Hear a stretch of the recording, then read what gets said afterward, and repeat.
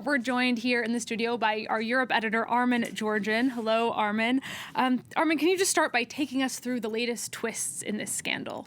Well, the new focus today really is on a deal which is currently being ratified between the EU and Qatar, and this is called the Open Skies Agreement. So if it actually comes to fruition, it will give Qatar Airlines, the Airways, the state-owned carrier, unlimited access to the EU skies, and EU airlines will have unlimited access to Qatar's market. Now, there's been an MEP that has sounded the alarm, the chair of the Parliament's Transport Committee, who was involved in the negotiations.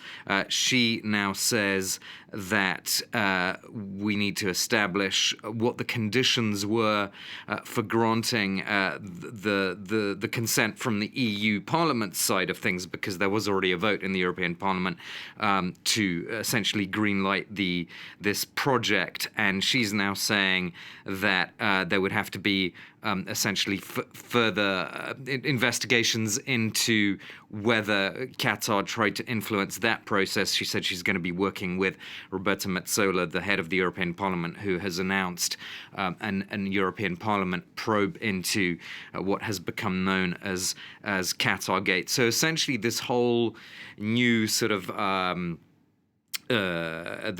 this new sort of drama surrounding the Open Skies Agreement, that really is very much in line with what the Parliament said yesterday, which is that it would look again at a previous decision to grant visa-free travel for Qatari citizens. So basically every policy that has already been at least tentatively agreed will have to be looked at again for any signs of possible outside interference. And Armen, you just came back from Strasbourg, where the European Parliament was meeting. What was the general mood like there?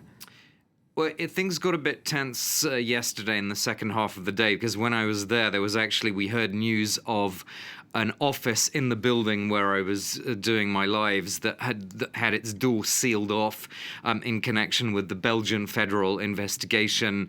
We then got confirmation of that from a European Parliament spokesperson who told us, yes, indeed, that some computer equipment had been retrieved from this office, and it was not an MEP's office. It was the office of a civil servant who works on the Human Rights Subcommittee of the European Parliament. So not a political person, but a civil servant.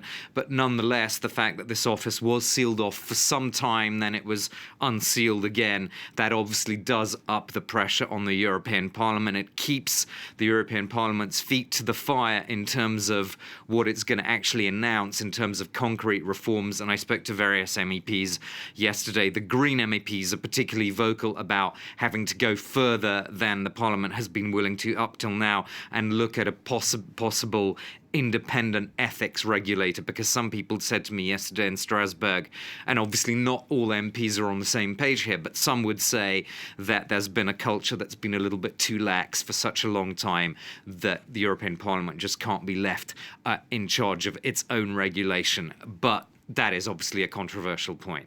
Yeah, it's going to be interesting to watch this investigation and see how far all of it goes. Armen, thank you very much for that. That's our Europe Affairs editor, Armen Georgian.